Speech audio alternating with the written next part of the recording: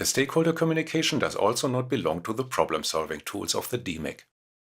It is a tool for organizing the project and can help you to win and increase support by the people who are directly or indirectly affected by the targets of the project and their consequences.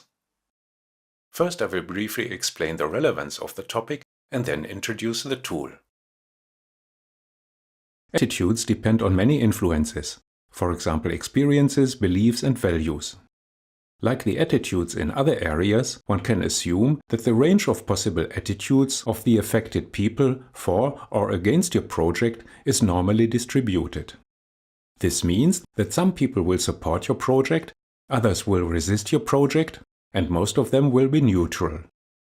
One could exaggerate the concrete behavior that follows from these attitudes into enthusiasts, companions, spectators, underground fighters, and open enemies. Perhaps your project stakeholders are exclusively enthusiasts, or maybe you feel resistance in your environment against the project. Then you can and should do something about it. Let's take a closer look. Where does the resistance come from, and what can you do about it?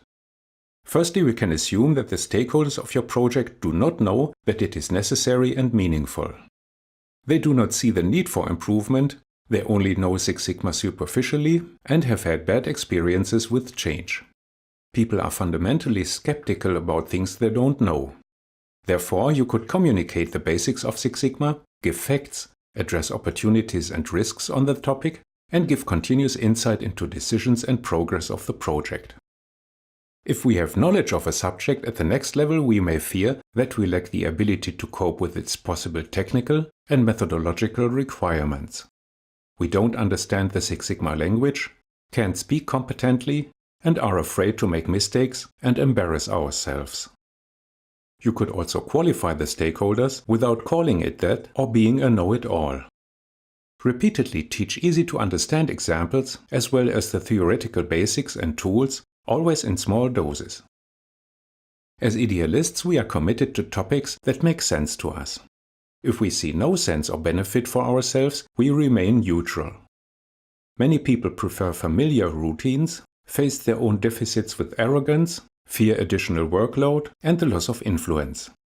This is about motivation, and we need to be able to answer the implicit question of everyone involved. What is in it for me? So investigate what incentives and negative consequences could exist for the skeptics and invite them to participate directly or indirectly in the project to help shape it.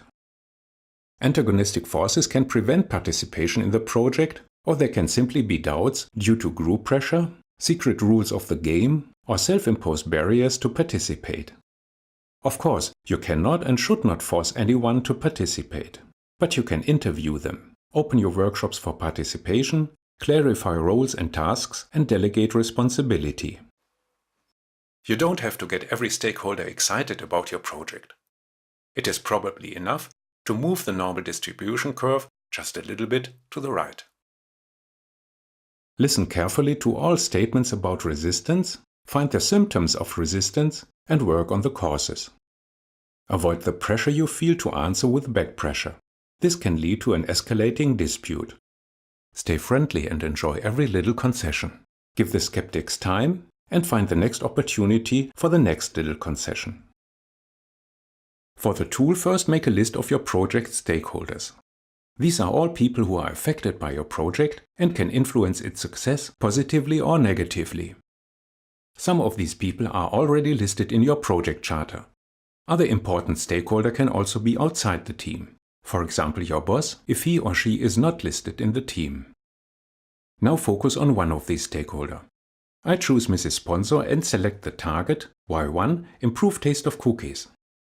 Now I assign Mrs. Sponsor the pseudonym SPO, which will ensure the anonymity of this person in the related stakeholder chart. Next, I rate her interest in target achievement.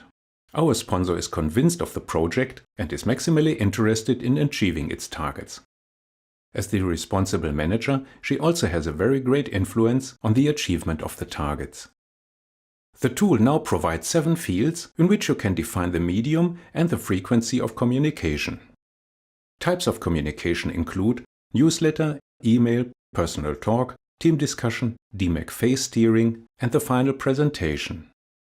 I plan to regularly create a newsletter on the project's progress. And as frequency I choose monthly.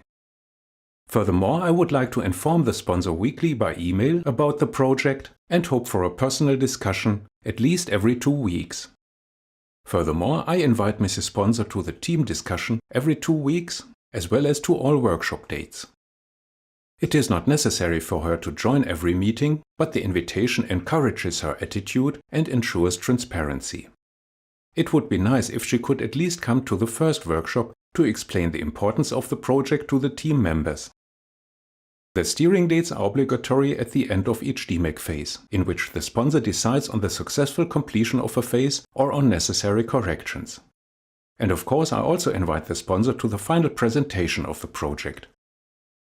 Now I repeat this procedure for all other stakeholders, and depending on interest and influence, I determine the type and frequency of communication individually. For example, our chef du cookie, as an accountable, has the power but little interest in changing her baking style, because she likes to nibble on the ingredients extensively. Finally, I estimate the extent of my personal influence on these stakeholders. As a result, the tool provides a ranking of the stakeholders based on the multiplication of power times interest times my influence. This result is more differentiated in the bubble chart stakeholder. Here the stakeholders are arranged by their pseudonyms on the dimensions of interest and power, and the size of the bubbles reflects my estimated influence on them. The chart is divided into 4 quadrants: apathetics with low interest and low power, defenders with high interest but low power, latents with low interest and high power, as well as promoters with high interest and high power. Your most important task could now be to positively influence at least the latents for your project. Therefore, review whether your communication plan is appropriate, especially for these important stakeholders. Finally, please make the appropriate entries in your calendar. And if you like, you can already design the newsletter. If you now have completed all tools of this phase, please prepare your project storybook for the defined steering, first with your Master Black Belt and then with your sponsor. As a Green Belt certification candidate, please check the details in the certification path.